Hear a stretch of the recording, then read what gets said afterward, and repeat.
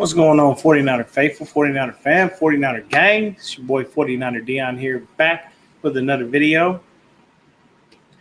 So definitely hit that like button, hit that subscribe button so you can turn on the post notifications so I can send you and keep you up to date on any and everything San Francisco 49ers. With that being said, let's get right into it. So guys, this is the second part of the videos that I was going to give you as far as the interviews. Now, remember, as I stated yesterday, if you haven't watched the Key and Peele, Luther, and Obama, that will help you understand exactly what I'm doing for Fred Warner and Jimmy G as of today. What's happening, Matt? Basically going through their interviews and saying exactly what they really mean and what's really on their mind versus them giving you the typical media answers and the media doing the same thing, and all of the columnists asking the same questions that everybody asks that they know they can't truthfully answer, so they just have to answer them as best they can. What's good, John V? But yeah, definitely gonna go ahead and hop into this in just a second. Give me a moment. Let me go ahead and pull up the videos. Now it's not a point where I have to wait to sift through the video. This is actually where the 49ers have already broken them down into individual videos. So that's the cool part. So I can pull that stuff up, give y'all that. And like I said, this is just a little fun. It's a little laughter for everyone. You know what I mean? So we can all just have a good time. It's always cool when you get to go out and kind of laugh about stuff and, just get that frustration out for the day. So we're going to start off with old Jimmy Garoppolo here. Why aren't you the landlord? Yes, you. Give me a second. That was an advertisement. Boom. So we're going to start off with Jimmy G here. Oh, I appreciate that, man. Yeah, man. Born and bred Catholic, man. My wife got it for me. She, made sure I'm always protected. I always got to keep the saints around me. So with Jimmy here, Jimmy had a little bit of edge to him, guys and ladies. This was serious. Jimmy was not playing, okay? He was dead ass about what he was saying, and he was dead ass about reminding people who he was, man. You know what I'm saying? A lot of people may have forgotten it, but this is real. Jimmy was not playing, okay? So we're going to go ahead and go through the questions and interviews, same kind of platform as yesterday, and we'll let y'all hear it, and then you'll see exactly how this is going to work. It's crazy because Jimmy was saying a lot without saying a lot.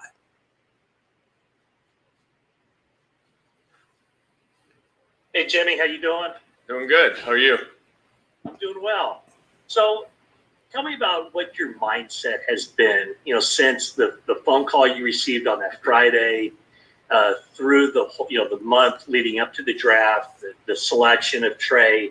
What have you tried to really focus in on as you prepare for this season? Yeah, I just focus on the same things I always have, really. I mean, it's the offseason is a time for me to grow, for our team to grow, and just you try to improve on the things that you didn't do so well the year before. So, I mean, this offseason I had a list of things that I wanted to improve on. First of all, get the body back right, healthy and everything, and that it's been going really well. Body feels great, and just there's some little things throughout the offense that we've been trying to work on, and I've been trying to critique myself as hard as I can. Just fix the little things.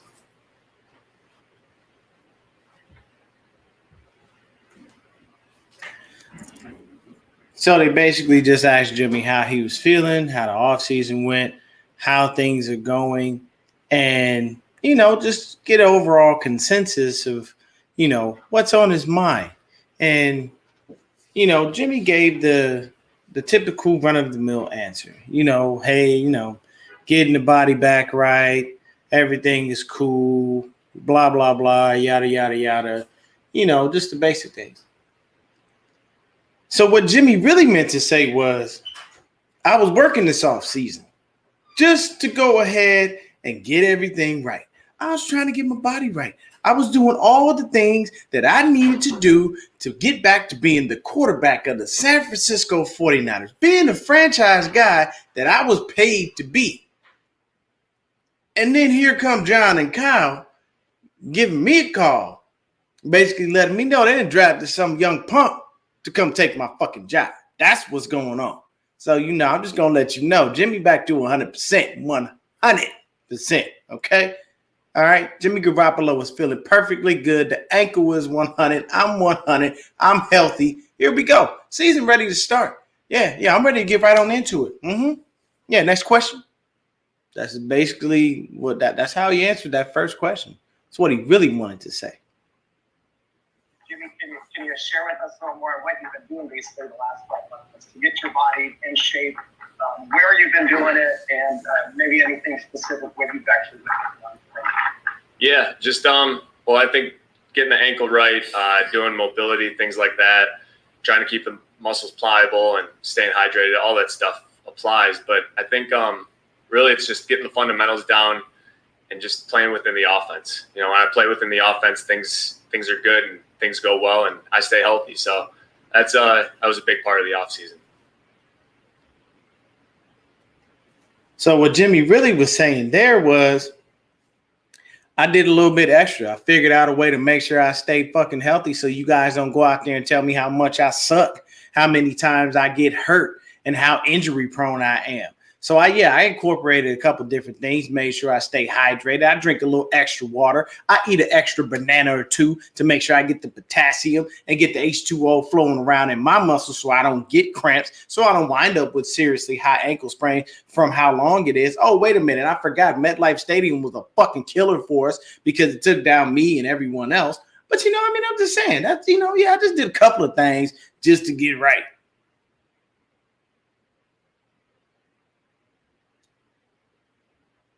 Hi, Jimmy. Was the goal to add some muscle this offseason, and did you bulk up a bit?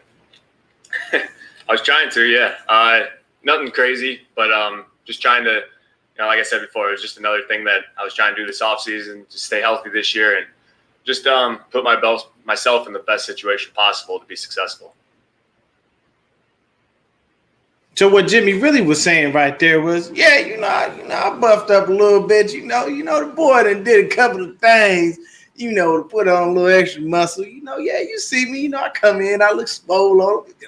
Yeah, that's basically what it was.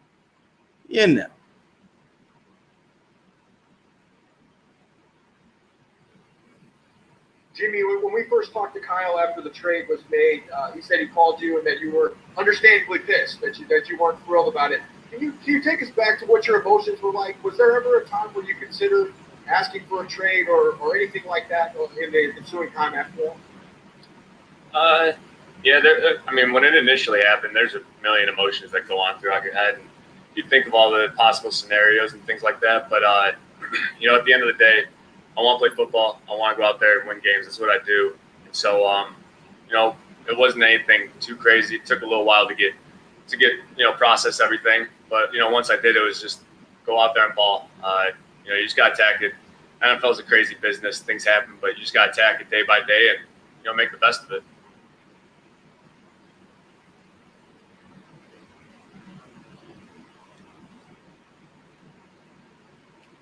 So what Jimmy really was saying is, okay, you motherfuckers want to play. You want to play.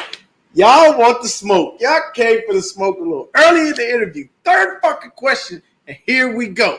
Y'all done brought. Oh, okay. That's what we doing. That's where we going. Okay. So Kyle and John called me.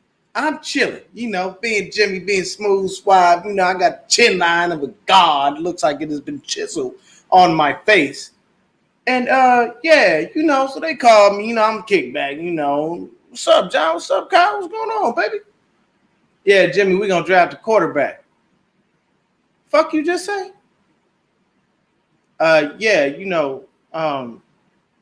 Can't necessarily stay healthy, man. And, the backup situation in the last couple of years has been a little shaky, and we have whoa. Before you say another motherfucking word, y'all doing what? So let me get this straight. Y'all make this big ass trade up to 3.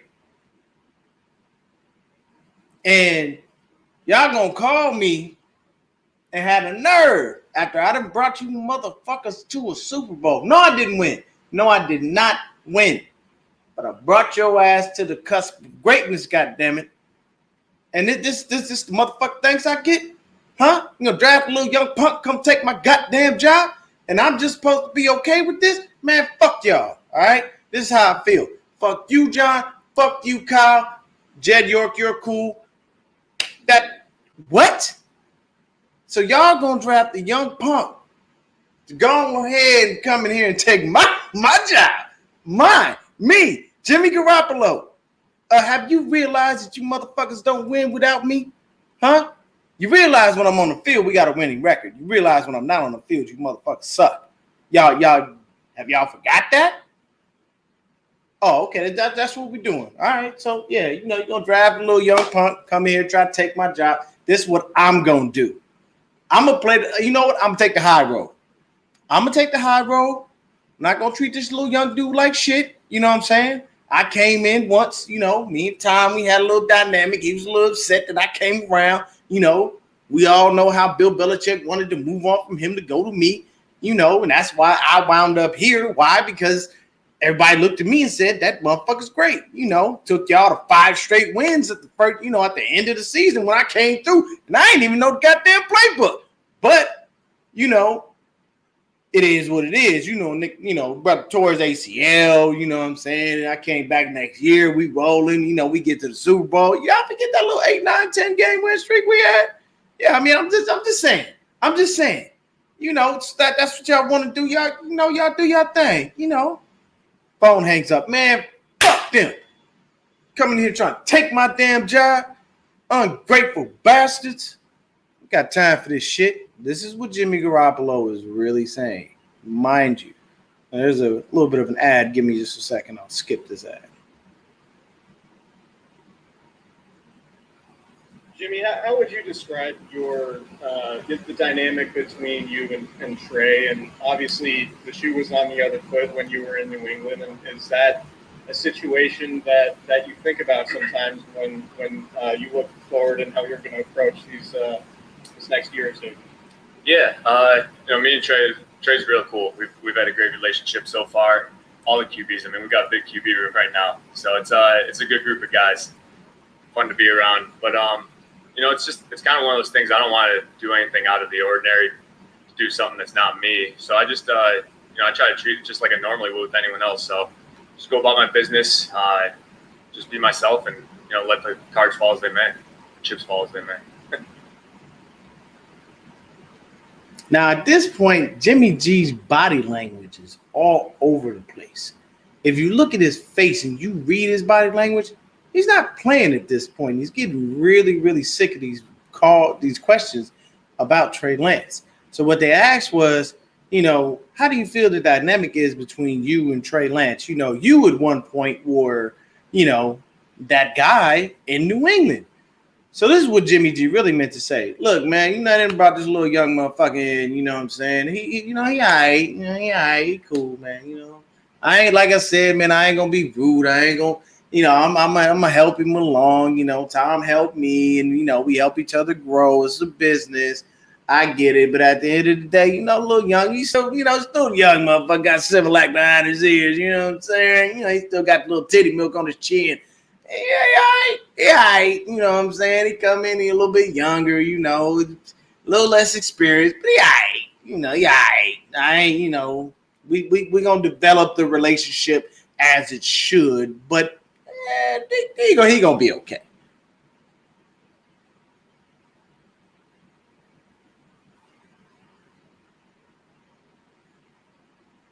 Jimmy, sorry, I don't want to beat this to death, but just spelling this out. They have drafted a guy they want to replace you probably sooner rather than later, given their investment. They talked about that they looked into trading you. I assume, how could you not have fond feelings, and how do you reconcile that with I'm still here, and maybe if I play my very best, they won't be able to do what they want to do. Well, there's if you start thinking about all those things, especially as a quarterback, you're going to be in some trouble. I got enough things to worry about just with the offense and things like that, trying to improve things here and there. But, at the end of the day, we're here playing football. And so that's what I love to do. I love to go out there, be with the guys, win football games. I mean, that's what I do. And so it's one of those things that the situation is what it is. It's not changing. So just try to make the best of it. And the way I do that, I attack each day and, just try to put my best foot forward.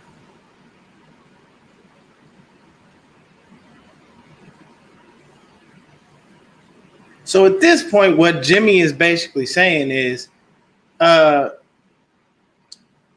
see, you said you didn't want to beat this to death, but here you are beating a dead horse. So, they did what they did. I get it. They drafted a guy to replace me. Yes, that's been established. So I don't really know what the fuck you want me to say at this point, man. God damn, y'all gonna drive this into the ground. Yes, I know they drafted a guy to replace me. What a coincidence, people. I didn't know that. I didn't know that you traded all those picks and the future of your NFL draft to go get a young kid to come in and replace me because you thought I couldn't stay healthy, even though I took you ungrateful ass to a goddamn Super Bowl. Oh, nah, hey, even though when I came in, I first won those first 5 games, hey, nah, I ain't do nothing for the franchise, even though when I'm on the field, once again, we win. When I'm off the field, we lose. But nobody seems to remember that. All they seem to remember is I'm not on the field enough. So, hey, yes, I get it. They drafted the kid. It is what it is. I got other shit to be doing, man. I got to keep my head in this playbook. I got to make sure that I mesh with this new offensive line because I don't know who my right guard is going to be. Now that Alex Mack is slid in at center and they seem to want to put Daniel Brunskill over there behind him to learn from him and move on at the end of the day. So now it may be Colton McKivitz. It may be the new kid that we drafted. I forget his name right now because there's a lot of rookies in here. But nah, I don't have anything to worry about. I'm not the quarterback. Seems like my job has already been given away by you, the media, whereas everybody else has told me in this building right here that this is my job to lose. And no, there's not necessarily a competition, okay? I'm Jimmy fucking Garoppolo. Get it right. This is what Jimmy was really thinking.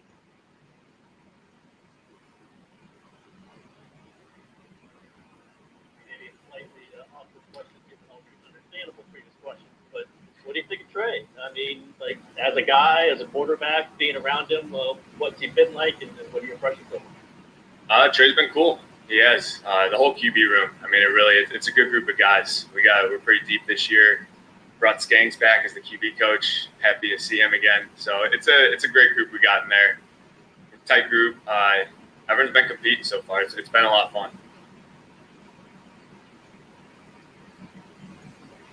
What Jimmy G was really thinking. So what y'all meant to say is, how do I like my backups? I like my backups. Yes. You know why? Because they back me up and they at the back of the damn line because I'm numero uno at the end of the day. So yes, all of my backups are nice. It's good to blend with your backups. That's basically what it is. And give me one quick second. Let me bring in a special guest. He has been able to go ahead and jump on. We will add this man to the stream and split this up side by side. Ted, what's going on, brother? How much, Dion? How you doing? I am doing fine, man. Just over here. If you have not seen, have you, first quick question, have you seen, Key and Peele? Yes. Have you seen the Luther and Obama? I don't think I have. Okay. Basically, Peele plays Obama. Key plays Luther. Luther is basically Obama's anger translator.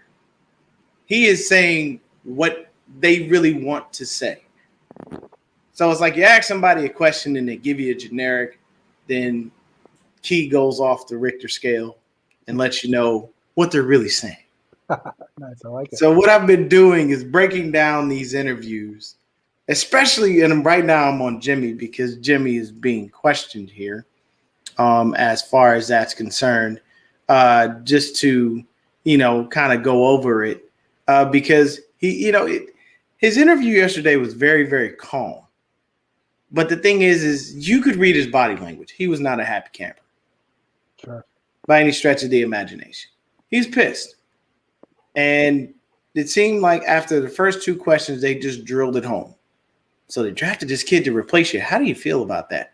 Oh, Jimmy, they drafted this kid to replace you. How do you feel about that? And you can see him visibly, his facial expressions. Then he starts kind of fidgeting with his beard a little bit. It upset him.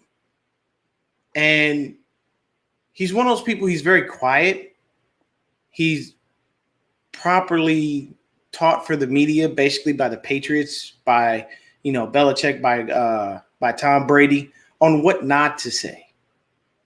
So what I've been doing is just translating what he means to say, as far as when these people are asking these questions. And it's more so a frustration thing for him, because this is a repetitive thing. It's kind of like, oh, I'm just going to keep asking these questions and you're going to keep answering them. And this, to me, is what drives home the narrative of a lot of people being upset with, media personalities sometimes getting upset with the players when they react differently, or indifferently, should I say, to the questions that are asked. It's like Marshawn Lynch, for example. I'm just here so I don't get fined. Exactly. Russell Westbrook. We played a great game. Yeah, we played a great game.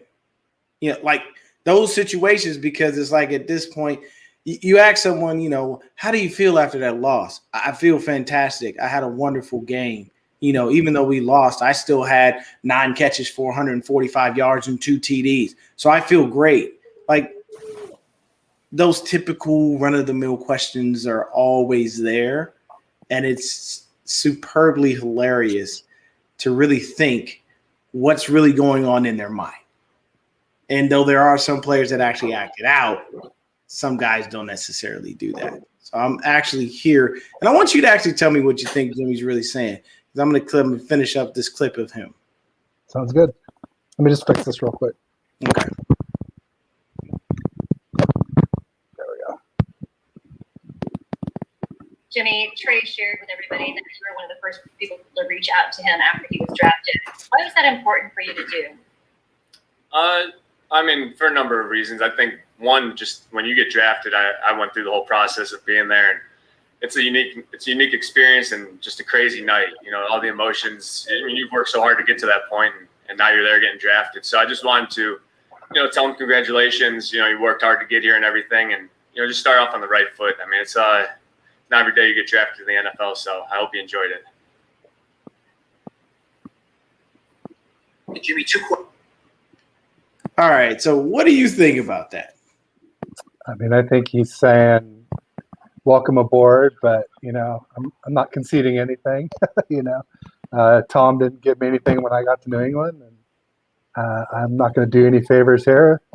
This is my last chance at a starting job potentially, and the last thing I'm going to do is hand it over to some rookie who played 1 season in Division 1A and 1 game in addition to that, right? Now, you see how crazy and eccentric I am? And Ted broke that down very simple and calm. He said everything I was going to say, but he just said it in a more polite way. That's exactly what Jimmy is saying. Listen here, young punk. Welcome to the league. But at the end of the day, don't think I'm giving you anything. I'm not about to make your life easier in any way, shape, or form. I did not invite you into my home. You're not going to stay with me. We're not about to be best friends like Mike and Joe were. No. We're not doing none of that, okay?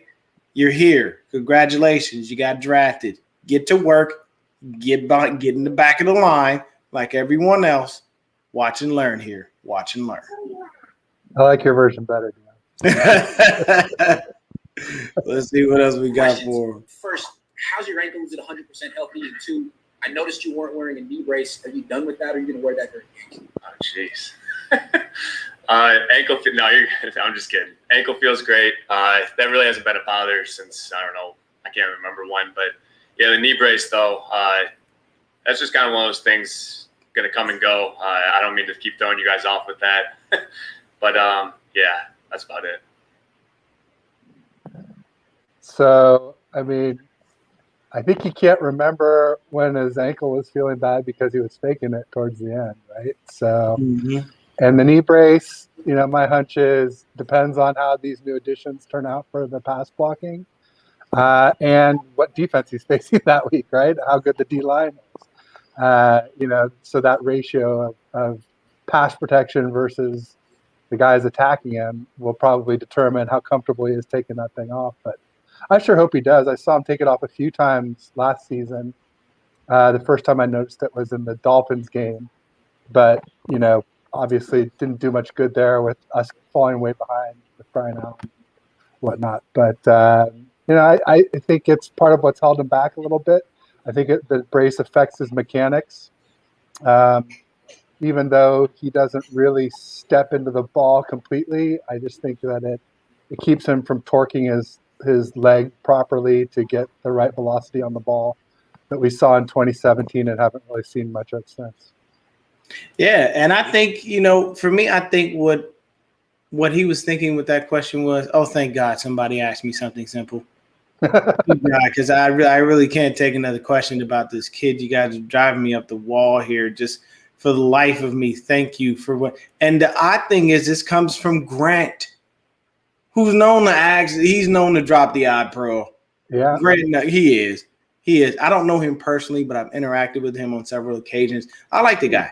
You know what I'm saying? He's a great dude. He really loves hip hop, and he's a serious hip hop head. Like, he's a cool person, but he's known to say some off the wall crazy things.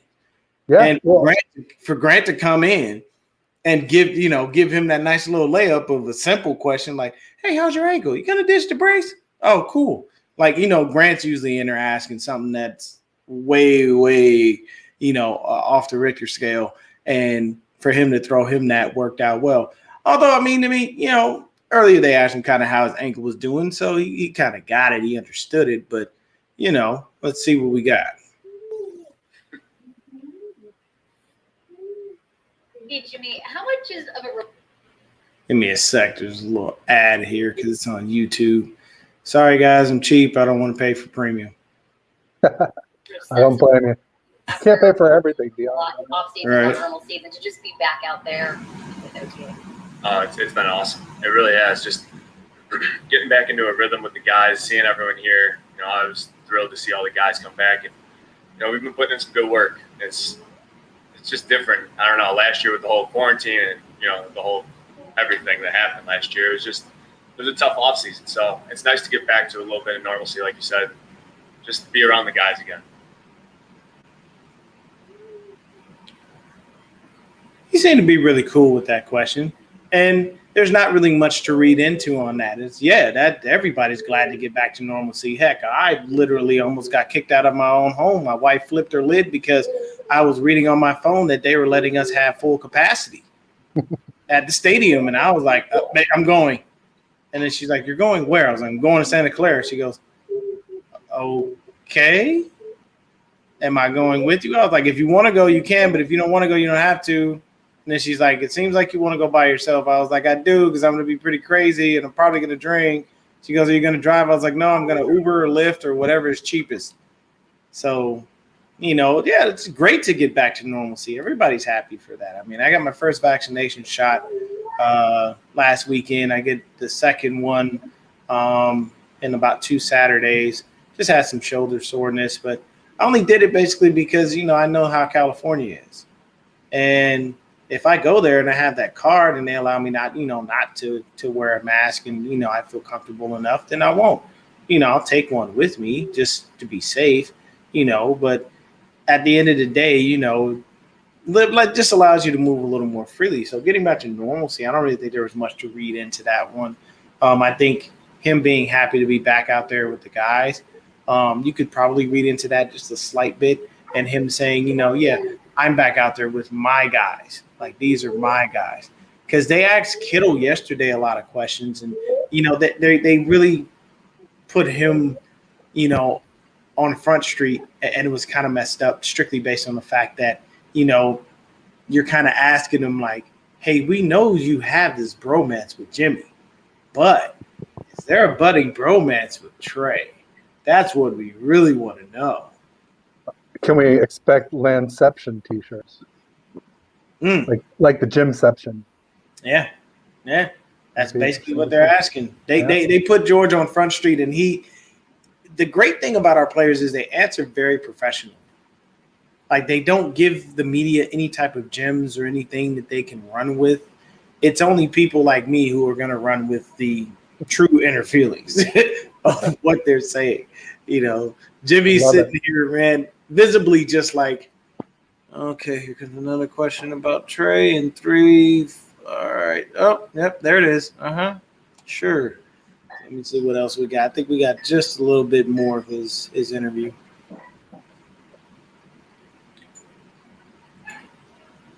Just wondering, with your experience in New England, are there things you'll take away from that experience and you bring to this situation here that you like what happened and maybe didn't like, so you don't repeat those mistakes, or you use that to kind of further the relationship with Trey? Yeah, I mean, yeah.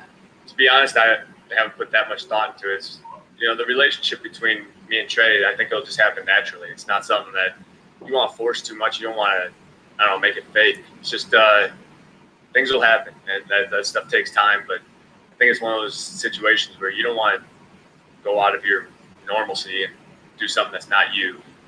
So I just let things happen and, you know, take it from there. Okay, you go ahead. You go ahead. Yeah, I read deeply into that. Yeah, when I hear that, I just see like Emperor Palpatine from Star Wars, and like the hate will flow naturally. You know, like, there's no problem. I know exactly how that's going to go. No mystery there at all. So yeah, I mean, you know, and it's good to see Jimmy. I mean, good to see him fighting and, you know, saying, "Hey, look, I'm just here to win." And that's what I do, because that's sort of what we've been saying about him to the haters during the off season, since the Super Bowl, ultimately. So all last season and off season. But but hit me with yours. So this is what I'm taking from that. The minute he said, "I haven't put that much thought into it," that automatically tells me, look, I wasn't thinking about this kid, and I'm not thinking about building a relationship. I didn't have a child here, people. Like, I didn't birth him, okay? They drafted him. Yes, I know why he's here. Thank you for the constant reminder. Again, at the end of the day, look, we'll mesh. He's there. If he needs something, I got him. But stop trying to make it seem like I'm supposed to be his kid's best friend. Like he's the new guy on the block, and I'm supposed to go around and show him to everybody and say, "Hey, Fred, come meet my buddy Trey." Like, we just no. It's not what I'm not going to do all that. I haven't been thinking about trying to mentor this kid. I'm thinking about trying to keep my job that he's here to take. So in the end, what you guys need to stop doing is keep asking me questions as if I'm about to make this dude my best friend when I'm not. At the end of the day, I have to look at him as I look at everyone else. Competition. I don't have a coach that clearly states, hey, this guy is my starter. This guy is my starter. This guy is my starter. Like, literally, there's only a few pieces on our team that are solidified. Think about it. George, you know he's a starting tight end. There's no doubt about that. You don't know who the starting running back is, though. Offensive line, you know Trent's going to start. You know Mike's going to start. You know Lakin will start. And you know that Alex Mack is going to be the center. We don't know who the right guard is. We know our two receivers are going to be Ayuk and Debo. Don't know who the third guy is. You see what I'm saying? So there's so many places that are interchangeable because we really don't know. I see we worked out the X linebacker for the Broncos, Brandon Marshall. And yeah, we do need linebacker depth because, I mean, don't get me wrong. It's not that I don't think Azeez Al-Shaair is a good football player, but he's replaceable. He's replaceable. He is. I mean, we flirted with it with Marcel last year. Yeah. And I think Hufanga could play some Sam in addition to strong safety. Now, that kid I like Hufanga.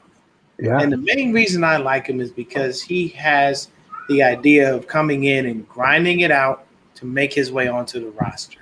And that's something that's admirable. It's very rare when you catch a young kid coming out of college that doesn't have, this I'm going to be the starter from day one attitude. He automatically said, hey, I'm going to jump in and I'm going to be, special teams player of the year. I'm going to be that guy that does all of the things that I need to do to be able to make sure that things are great, all of this good stuff. Bring the little guy up. There he is. That's awesome, man. Unmute him, man. Ford. Let him out there, man. All right. This is Ford, and the nanny just took off, so I'm on daddy duty. That's all right. And he just learned a new word. It's either yesterday or the day before. That's cool. Can you say Niner, Ford? Niner? Anyway, he's a little shy. Niner. There we go. That's awesome, man. Yeah. There you go. Raising them right. Indeed. Oh, Let me put him down for 1 sec. I'll be right oh back. you're good. You're good, man. You are perfectly fine. We're going to let Ted go ahead and take a little bit of a break there. We'll finish up some more of this interview here. Jimmy, you've been critiqued quite a bit over the last few months, and the main critique always seems to be he has trouble staying healthy, which doesn't seem like something you always have control over. I'm just wondering how you react to that, and do you bristle when you hear that or read that? What's your reaction? No, I don't know. Being in the NFL for as long as I have, you kind of get used to it, I guess you could say. Kind of comes with the job, but it's one of those things that keeps pushing you though. When you hear those critiques and you hear those little things out there, it pushes you to take your game to the next level. It's we're all competitors out there. We all want to go put in the perfect game, and at the end of the day, that's what we're trying to do. So I'm gonna keep pushing myself. I think that's pretty honest. Very much so. But he was slightly perturbed. See, in the interview, he's actually he smiles and laughs a little bit, like, "Oh yeah, what a new question that's never been asked, something that's never been said." It's kind of like, yeah, I've heard this before. Yes, you can't prevent an injury. No, I can't stay healthy. It's obvious. Well, and you can prevent them a little bit by fixing pass blocking, which I feel like we've done. And it's like everybody rags on Jimmy for getting injured, but our O-line got CJ injured and Mullins injured in less starts. So, it seems like a pattern and not just him. So, I'm not going to sit here and say he's like Mr. Durability, like Russ Wilson or something, but certainly some culpability has to fall on the O-line, I think. Yeah, I have to agree with you on that. And the biggest issue is, to be honest with you, it was the right side of the O-line. Because we didn't have a solid right side. We had a great left side of the line. Even Lakin's not that great in pass. Yeah, it wasn't perfect, but it was better than the right side. Yeah, passable. Yeah, possible. So and Trent Williams is amazing, obviously. Yeah. Trent's going to do what he's going to do. But for me, it was very frustrating because, Mike's a great run blocker, but he's not a great pass blocker. No. And I understood how he visibly got a little bit pissed, at us, what he calls couch coaches, if I'm not mistaken. Basically that, hey, people watch a couple plays and then they have an opinion. The only thing is that I don't watch a couple plays. I watch every single game. Exactly. And I watched you get run over by a dude who was like half your size. Yeah, there was especially in the New Orleans game, was it? Yeah, C.J. Gardner-Johnson. Yeah, he's a hitter. He's tiny. Yeah, bro, this is a little. You should have, man. Look, I right now at this point, and I don't know what it is because I've been trying to lose a couple of pounds, but I seem to be gaining weight. As long as it doesn't go too far, I'm okay. Right now, I am 5'6" and I'm 180 pounds. So next to Mike McGlinchey, I look like a little person. You know what I mean? So it's like if I come bull rushing at Mike McGlinchey, I can put him on his back. That's crap, man. I'm sorry. Yeah. That's crap. I was happy to see that he definitely put on some good weight. He did. He looks like he bulked up when he was He's got a coming. little belly going there. It's not Mhm. quite minors level, but definitely looked like he gained some good weight back. So that should help. Oh And yeah. having Banks or whoever at right guard, just somebody consistent and solid there should help. And then, with Mac calling out the O-line assignments, with stunts and blitzes and stuff, that should help too. So I think the combination of the three things should get him at least to be an average pass blocker. And if he's average at pass blocking and exceptional at run blocking, that's fine. Yeah. It's just this, like you said, the below average. And the other thing I would say about McGlinchey too is, he didn't make that many mistakes in 2020. It just like they were like always on the most critical plays. Yeah, it was those moments where we didn't need him to do that. It's like we're blowing a team out and we got a 2 or 3 touchdown lead. Yeah, you can give up the that you can let that one guy run you over or something, and we're not going to even think about it. Why? Because we got the W and we're already up far enough. But at the moments where we need you to stand tall and stand pat in your position to do what you need to do, you kind of let us down, and that's the unfortunate thing, And I understand his frustration, but then at the same time, it's like you yourself, you got to play better, because we've been seeing this since you've been in the league. This isn't something that we just now noticed, and it was the first year that it happened. I mean, I'll tell you what I noticed. I was arguing with somebody, making this argument about O-line being responsible for all these injuries. And somebody said, well, the O-line didn't cause Jimmy G's ACL. So I went back and watched that play on YouTube, and turns out, guess who blew his block first and foremost was McGlinchey. And that's what, and so then Jimmy had to get out there his mark.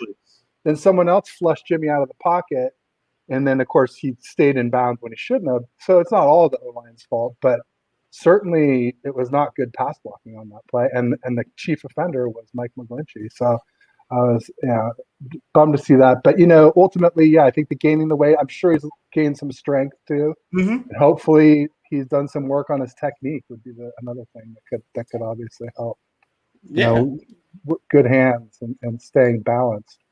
Yeah, because I know that a lot of people have been seeing Joe, and Joe's looking ripped and everything, but what people are forgetting is Joe was a tight end. Exactly. That was his actual position when he got drafted into college, was tight end. They turned him into a tackle. I think Jalen Moore, who we just drafted this year too, same thing. Yeah, so he was a tight end. So you got to remember, he's technically got George's type of body to an extent, and everybody, you have your endomorphs, your ectomorphs, so on and so forth. So some people are more defined in their muscle, and some people, they just look like big, huge barrels of people, but everything is solid. It's like I can relate to that one. I just look at food and I gain weight. So and it's like the Kingpin in the comics. He was a big dude, but he was all muscle. This dude had like a 40-pack, which was flat out ridiculous for the comics, but it is what it is. So you look at him and everybody's like, man, Joe looks great. We should have him come back. And I'm like, no, Joe doesn't want to come back and play. Joe Staley did the same thing Joe Thomas did, was when they don't have to play, they lost the weight to allow themselves to be able to feel more comfortable. Because if you look at Joe Thomas now versus what he was playing with, it looks like two completely different people, because he literally he's so fit. He was on the Rock show, the Titan Games, and he was like one of the celebrity guests, and Joe Thomas is, and even at the size he is now, he's still ridiculously strong. So of course, these guys, they do that, and you see them. Why? Because they don't have to hold that extra weight. That extra weight was only for them to play the position that they played, strictly based on that fact. So I think, honestly, I would love the O-line to look exactly like this. Trent, Lakin, Alex, Daniel, and Mike. And the reason that I say Brunskill is because they never gave him a fair shot to stay there. That's true. He hasn't been able to just get there and get in. And then at the same time, anytime we played it. If you're talking about Brunskill, it's like you got to bring up Aaron Donald. Who's your biggest threat on the inside that we see twice a year? And, you literally read my mind. His daddy. So, I mean, maybe we end up with Banks at left guard Mm-hmm. and Nick's Lakin. I mean, Lakin's contract's up this year anyway. And he's not good at pass blocking. And Aaron Banks played left guard at Notre Dame primarily. I mean, I think he played a little right guard, a little tackle too, but never center. But like a teeny bit right guard, a ton left guard, and a little bit of tackle. So maybe that ends up being the Gibbons played guard and tackle at West Virginia. Yeah. So Kyle likes everybody to be interchangeable, which is why he never has a true X or a Y as far as his receivers are concerned, because they'll be anywhere on the field. But yeah, I mean, you will see when the season starts, and that's going to be a fantastic thing. But I honestly feel like, yeah, you've got to, if your guy can't stand back there for that moment in time to be able to get through the progressions and make it right, then no, you're not going to wind up either healthy or anything like that. So it'll be frustrating because you're going to try your best to, make those plays. But if you don't have the true mobility, then you're not really going anywhere. Yeah, Jimmy ran for a couple of first downs while he was here, and he was fired up when he did it. Against the Patriots was nice. Yeah, even on one leg, man, diving, get that 10-yard play. That was nice. Now, they're few and far between. The Patriots. Speaking of them, and I'm not going to go too far into it, but they set Mac Jones up for success. Yeah. Because you know what they did? They went out and they basically set Mac Jones up with better receivers than Tom ever had. Yeah. Outside of, him getting like Randy Moss, somebody coming in. Yeah, towards the end of their careers, you know what I'm saying? I love Julian Edelman. He's great, but Julian Edelman was not a true receiver. He was just a scrappy guy. I think he was a quarterback at like Kent State or something. Yeah. So it was like they didn't draft you to be the heir apparent. They just were like, we like you. We're going to figure out something for you. But they did have Gronk and Hernandez, which was a good And now they have Jonnu and Hunter Henry. Yeah. So you think about it, they're going right back. This is why Josh McDaniels never left. Mm-hmm. Because he's anticipating taking over that job when Bill decides to retire. Yeah. So he's like, I'm going to stay here because I don't need to go anywhere because I already know the minute Bill retires, this is my gig. There's also a lot of chatter of them and Julio, too. Chatter of them doing what? Getting Julio, too. Oh, yeah. And, I mean, you think about that. You have Cam Newton with Julio Jones. Yeah. And then you got to remember, even though for the people out there that didn't like KB, I don't know why you didn't, because I love the kid. His energy is unmatched. We're gonna really miss that in our locker room. Yeah, he's a great possession receiver. And I mean, you just can't knock the guy. So I love the fact that he wound up getting paid, man. He earned every penny of it, and it was about time that somebody recognized it. It took him forever, but. Let me finish up Jimmy. He's only got like a minute left. All right. Yeah, and then I do need to get going before. Yeah, I don't want to hold you. Got the little guy waiting for me. I guess over these last couple of months, you've heard from other quarterbacks that have been in a similar situation as you. Whether it's Brady or Drew Brees, Alex Smith, even Steve Young, or whatever. Has anybody reached out? Have you got advice on it? I kind of missed half your question there, Ken, but no one haven't really reached out to anyone, and it's kind of like I was saying before. I don't want to make it a weird relationship between me and Trey. I don't want to do something that's not me. I just want it to happen naturally, and it has been. I mean, Trey's a cool dude. We've hung out a couple times, and it's just it's one of those relationships that it'll come over time, and it just takes a little time. See, that right there is just him. He's perturbed at that point. He's like, look, guys, you're basically trying to force a round peg into a square hole. This is not going to happen, okay? The kid will mesh eventually. Things will happen. It is what it is. But please, for the life of me, stop trying to force it. You guys are once again, it goes back to what I said before. You guys are trying to make it seem like I'm supposed to be best friends with this guy. Like I'm supposed to let him move in the house like Tom Brady let AB move in his house. At the end of the day, Trey Lance is a responsible kid. You know why AB was in Tom Brady's house? Because he's irresponsible. Exactly. I have to watch him like a child. Exactly. And it's no disrespect. Right. It's no disrespect to Antonio Brown because what he does on the field is never to be questioned. It's the decisions that he made in life that are questionable. It's having too many yes men around you and not enough no people. At the end of the day, like one of the biggest things that I learned growing up is to keep your circle small, but keep people around you that'll be honest with you. That's right. And tell you, hey, that's not gonna work. Don't do that. Because the truth always comes out, and the more time we spend trying to obscure it or hide it, it's just time we could have spent dealing with it. And if you're not telling the truth, you're just wasting time, and I hate time wasters. So I'm with you 100% there. The one thing I would say, regarding Jimmy and the mentorship and all that, I've seen some people say, oh, well, Jimmy's not going to mentor Trey, and I'm like, we got coaches for that. I'm not that worried about that part of it. All I need Jimmy to do is win, keep the pressure off so that he can develop, at his own timeline, and we can wait until he's actually ready to put him in, and not because Jimmy's struggling or Jimmy's gotten injured. And even then, it might be Rosen, who I think will be our QB3. So I don't know. We'll see. Yeah, for me, what I'm thinking completely is, at the end of the day, you have no reason to think that he's going to come in and not help the kid. But at the same time, you don't have a reason to think that he's going to literally groom him, because Jimmy he's not in the mindset of this is the end of my career. Let me help this kid get in here. Exactly. See, if Tom Brady does that, if Tom Brady does that with Kyle Trask, that's okay. You know why?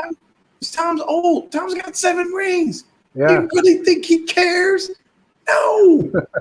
This is it for him. Does he want to win another one? Yes, absolutely. He would love to. You cannot knock that man. But at the end of the day, if Tom does it, it makes sense. You know why? I am at the end of the road. I'm headed into my late 40s. I don't want to play football forever. I want to be able to do things that I want to do. I run around with my own kids, with my wife. I want to do other stuff, and I'm going to be fine. But at the end of the day, Jimmy's not in the twilight of his career. He's not moonlighting. He's not saying, hey, this is the end of my career. Let me just usher this young kid into the field. No. I'm trying to keep him off the field for as long as I can. No, it's crucial that he does, because this is like a job interview, and it's like, hey, Jimmy, are you going to be a starting quarterback at your next job, or are you going to be a backup? And it all comes down to this pretty much. Yeah. And obviously as a backup, you get chances to get in there sometimes, but sometimes you don't. Sometimes that's it. You're just stuck, relegated to that until you're finished. So. Oh yeah, most definitely. And that's the case. You just, they asked him about it so much, and I think it really just, it stuck in his craw because he was tired of hearing the same question. And what people do is they rephrase the question and they ask you this. I used to work customer service, and customers were notorious for that. They'd rephrase the question just to think that you were going to get a yes out of them, and it's like, I know what you're doing. The answer is still no. Like I used to do customer service for credit cards for Chase. And long story short, there were times where I had to tell people no.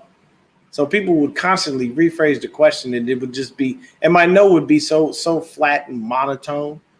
And you don't even care. Sorry you feel that way, but the answer is no. It's like, you asking me for a credit line increase. Okay, I'm going to run it and see if you can get it. If you can get it, you can. If you can't, you can't. Who do I need to talk to? There is no one to talk to. And sometimes it would say, hey, get them so-and-so. Okay, there. Talk to this person. They'll help you out with the rest of that. But it's like, when you hear something repetitively and they keep asking you, some of those questions were just blatant. It's like, geez, come on, guys, cut me some slack here. I'm doing my best. No doubt. Hey, Dean, I got to bounce, though. I'm sorry. Have a good day, man. Appreciate you. A little more time than I thought. I thought I'd have to leave at 5. So. That's all right. Thank you. Appreciate you having me on.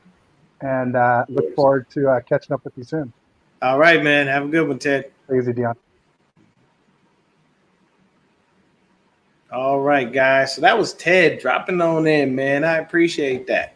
You know, that's why I went ahead and put that link in there. He said he was going to be able to hop on for a few minutes. And it's always great to get insight from someone else to be able to, you know, what is John says, don't let him fool you, Ted. Dion can pull like, no, man, I ain't that dude. I am not that dude. I'm going to try to get y'all Fred's real quick. I'm going to make Fred's quick. I'm going to let his kind of play and run through it real fast because I'm already at the hour mark. I don't want to take up too much more of your time. Or mute this little ad here. Get on to the video. Well, congratulations on the engagement. Speaking of long-term relationships, Kyle Shanahan was just in there saying that he wants you as a 49er forever. Obviously, potential to get a contract done sooner than later. Now that you're in this offseason, is that something that you have thought more about? Is it important for you to try to get that done before training camp?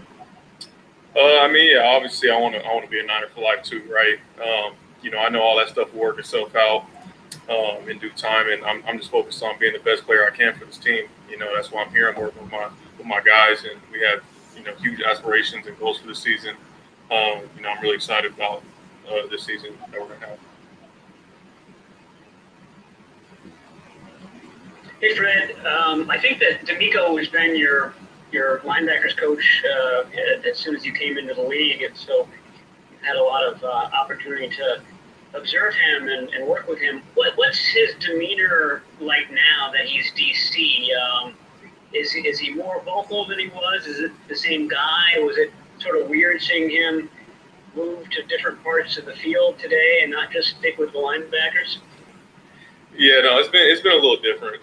You know, me and Meek, we've gone through a lot together in a short time. When his first year as the true linebacker coach was my first year, just being here, you know, as a Niner. And so, you know, seeing him grow and progressing, obviously now being the defense coordinator, he's the exact same person that he was back when he was our linebacker coach. And he's just, you know, such a passionate player that it just carries straight over from when he was a player, right? Like just the passion and the enthusiasm, you know, such a smart mind, and he's able to really teach guys. You know, that's the biggest thing is that teaching aspect. And you know, I know we're gonna be firing this season. You know, I love his demeanor and the what he expects of us. And you know, yeah, like I said, I'm just really excited to get going.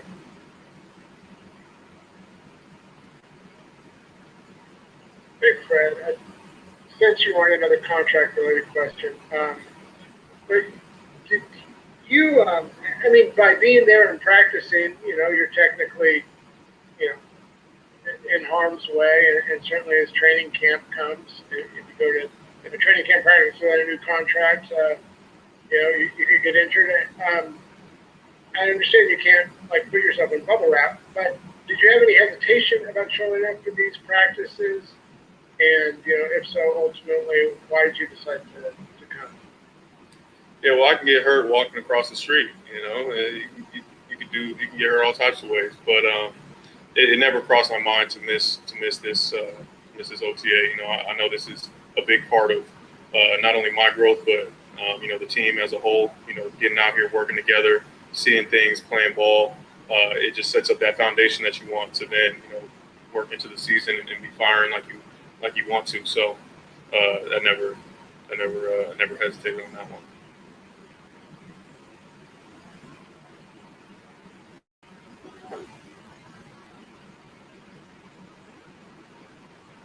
All right, guys. So with that being said, the first two questions were pretty cookie cutter, easy, nothing really to read into. Fred was basically saying, I know my wife fine. You mad because you ain't get to marry her. And then comes in the question about the contract. And Fred said something pretty, you know, he had a little snarky remark there. You get her walking across the street. You can get her doing a lot of things. So basically what Fred is saying is, you want me to play with my money, hold out so you can have a narrative, so you can start writing stuff. And then y'all gonna put out in the media how mean of a person I am, how bad of a player I am, how not, how I'm not a team person and how I'm selfish and all this other thing. And this is gonna go on ESPN and NFL Network and any other thing you can think of. And I'm just giving you guys content. That's what I'm not about to do. First of all, I am Fred Warner. I am a captain. So I need to be here with all of my guys, with my linebacking group. You know why? So that we can mesh and that we can continue to build this core. We are the hot boys. 1 time, 2 times, 3 times. You know what I'm saying? That's what we are. So you asking me to break up my crew and not hang with my guys, not be with my linebacking crew, not to hang with Jonas Griffith, possibly Brandon Marshall since they worked him out today, Aziz, Dre, you know what I'm saying? Possibly even bringing in, a little bit of the other guys, some of the safeties. We can probably bring in Hufanga and let him hang out with us a little bit because he might even play a little bit of a small linebacker role. So, y'all telling me to play with my own money after I just got engaged. My wife ain't going to want a little small chump wedding. She's seen how I've been balling out on the field. That means she going to want something nice and beautiful that's going to cost me a couple extra bucks. You know why? Because COVID will be gone hopefully by the end of this year. Maybe not all the way, but enough for everything to be back to normal. And we're going to be able to have family and people around. You know how much it's going to cost me? So I'm going to have to go ahead and get out there, earn this bread, and I'm going to come and be a captain of my team as I am, and we're going to go and move forward with that.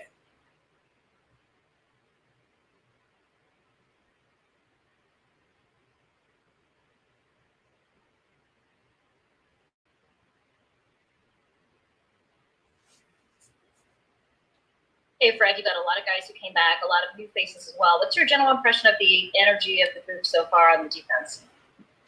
I think we've looked great. We have a lot of young guys who are hungry, trying to prove themselves still, including myself. I think we have the right mindset right now. And I think offense and defense just competing with one another. This is always such a fun time of year just to kind of get the helmet back on. And it feels a little bit like football season again, starting up. So, I like the team as a whole and just our demeanor going out there. So. Fred, I know it's on the other side of the ball and we're still a ways away from getting to this point, but if and when there is a quarterback competition, things can tend to get, maybe weird in the locker room. And how do you, as a team captain, how do you prevent that from being awkward or from the locker room splitting or anything like that? I don't think it's be awkward at all. Everybody understands that it's everybody's competing for a spot. There's competition. This is our job. We're professionals. We come to work. I think this is one of the most tight knit groups of players amongst all teams in this league. So I'm not worried about that one bit. So see right there, what Fred truthfully is saying is, yeah, man, I love my team, defense, we solid, we're going to do our thing. Everybody here, we good, outside of D and Nick, pretty much we got a couple of kids, coming in, playing, getting ready. They're going to do what they do. We'll have some people in their absence go ahead and play their spots, be able to kind of put themselves in position to possibly make the squid eye. That's just how it's going to work. And then as far as, the competition, everybody in competition, like you asking me a question, like my coach tell you all the time that ain't nobody's spot solidified, even though deep down, I know I got my spot solidified. Ain't nobody starting over me. Everybody else on the other side of the ball, they got to do their thing. So, we know all this, man. This ain't nothing new, it's what we do. You said you have things to prove still, and you're here for your own growth. You're a first-team All-Pro, the reigning one. What do you have to work on? What in your game have you gone through this offseason to see that you need to get better? Obviously, I guess the cliche answer is everything, right? I think overall, I just want to be able to separate myself. I think being more of a game changer, being able to attack the football, working on my tackling, that can always be improved. Being in the box as a linebacker, I can always improve my tackling. Just really getting my feet in the ground, and working on my bursts, in and out of breaks. You know, just little things like that. I feel like those details is what really matters now.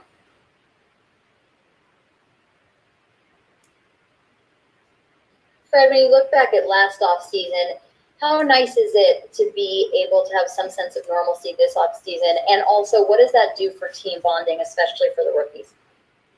Yeah, it's huge. It's starting to finally feel like we're getting back to, you know, some normalcy. It's very big for the young guys. You know, those rookies last season, like Brandon and Javon, those guys not being able to get the rookie mini camp and the OTAs, you know, kind of getting thrown into the fire that, you know, you don't get that base, that foundation that you need going into the season to set yourself up for success. Not to say that they didn't have successful seasons, you know, but it's a process, you know, and so I feel like the young guys this year being able to get that, you know, it's a huge advantage and something that they got to take advantage of. So basically what Fred was saying with that was, man, I ain't never going to stop getting better. Y'all must be crazy. I'm going to continue to learn my craft, do anything I can to continue to get better. Do I have anything to work on? Yeah, I'm going to tell you everything, but at the end of the day, nah, not really. I mean, maybe a few small things here and there, but I'm going to be solid regardless. And then as far as things getting back to normal, who wouldn't be happy with things getting back to normal? I've been so tired of being stuck in the house and dealing with this COVID crap, and I'm glad everything getting back to normal. Now the CDC done said if you got the vaccine, you don't have to wear a mask no more. There's a lot of things that are getting back to normal. California opening up, you know, we got a lot of stuff, good things going on. So yes, I'm glad to get back to normal. I've been tired of dealing with this abnormal stuff, and it's great for these young rookies because the young rookies can get in here and learn the things that they need to learn, and they don't have, you know, the unfortunate situation of not knowing what's going to happen and what's going on. You know, having Brandon and Javon not getting there, you know, that's kind of messed up. Now, what they will experience this year is us, the faithful. That is going to be a whole other experience for them because they ain't ready for that.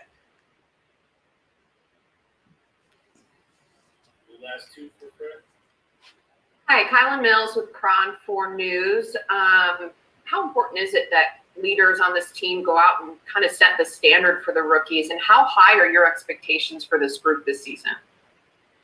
Yeah, I probably have the highest expectations of anyone. You know, especially, you know, for myself and for this team. And like you said, it does fall on the leaders' shoulders to go out there and set the standard for, you know, for defense, how we're running to the ball, you know, how we're using our hands and our footwork and the little details that we go out there and the young guys seeing that and knowing what the standard is. You know, and offense can, you know, speak for them as well. But there's just a competitive nature that we built here that no matter what time of year it is or when, you know, the situation, when you step in between that white, it's on. So, you know, I love the look in everybody's eye right now and just the hunger. You know, you just got to keep stacking days.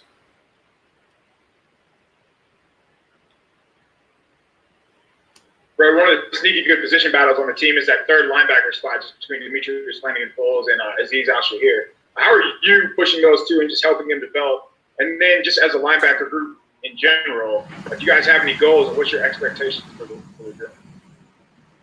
I mean, we're all competing. You know, we're all pushing one another. It's not just me pushing some of the younger guys. You know, they push me and everybody. I love that it's, you know, it's a group of guys who are young, who are, you know, still trying to, you know, all of us are trying to prove ourselves day in and day out. You know, rent is due every day. You got to put in the work, and our goal and what we want to achieve is being the best in the world. You know, that's what we've been talking about. You know, we have it on our mind every single day. You know, that we want to be the best at what we do, and to do that, you got to put the work in. And so that's why we're really focusing in on the small details and just really practicing hard every day. Hey, faithful, don't forget to click here. So once again, to end this off, man. Hey, what's going on, Mariah? Hey, Mariah, you gotta let me know when you get the channel up and running, man. I'm always ready to go. So what, to top it off, Fred Warner basically at the end of the don't ask me about my contract because I'm not worried about that right now. Don't ask me why I'm holding out because I'm not going to hold out. because I'm a true team player. George didn't do it, and neither am I. I'm not going to set that precedent for these young kids to think that it's good for them to hold out, because of possible injury or things like that. Basically, look what happened to Dak Prescott. He still got paid. Just saying. So right toward the end, with the third linebacker spot with Demetrius Flannigan-Foles and Azeez Al-Shaair and the other young kid, Jonas Griffith, basically they all got to push each other. At the end of the day, this whole team is bred off competition. So strictly based on the fact that, that's what we're doing, and we're trying to make sure that, everybody's competing at the highest level, and they're giving us their all. Yeah, I'm going to push everybody to do better. But that concludes the Luther portion of this. So as I did state before, guys, more stuff to come, more videos to come. We're going to be breaking down the position groups, continuing to keep you guys updated as far as what's going on and how things are looking. We'll literally go through the whole squad. We'll start on the offensive side of the ball with the QBs. Just kind of wait for training camp to, for OTAs and stuff to get finished up. Then once training camp gets started, we'll have a lot more content strictly based on that. Just because I already know that when that comes, that's going to be a serious competition, because you're going to see Jimmy get most of the reps with the ones. They're probably going to squeeze in some things for Trey with the ones. I guarantee you that. And if anything, what I can tell you is there's probably going to possibly, don't quote me on this, but I think possibly there's going to be some plays designed just for Trey Lance, where he is inserted into the game, where they may use him to an extent like they do at Taysom Hill, not as a, as a receiver or anything like that, or even as a gunner on special teams. They're not going to do that. Invested way too much to do that. But I'm saying they may have a design quarterback run. That's why Trey is in. They may have a specific pass that they want him to do, or a specific play that they want for him, and they may have him in there. And you may see a slight wrinkle of this in preseason. I'm definitely going to a preseason game. I'm probably going to try to get the Kansas City one. I'll be in the nosebleeds, but I could care less. As long as I'm around all the faithful, I'm happy. And then when we play the Chargers, I'm definitely going to that game. That'll be in the new SoFi Stadium. I'll take pictures. I'll post it over anything social media I can.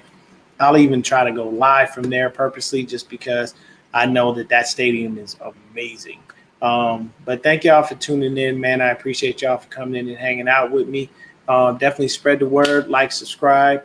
You know what I'm saying? If you want to support the channel, please do. Like I said, I got a little young dude working for me on some upgrades and some things that will be coming to the channel as far as the look and the feel of it. But other than that, y'all have a wonderful day. Stay faithful, stay blessed, and I'm out.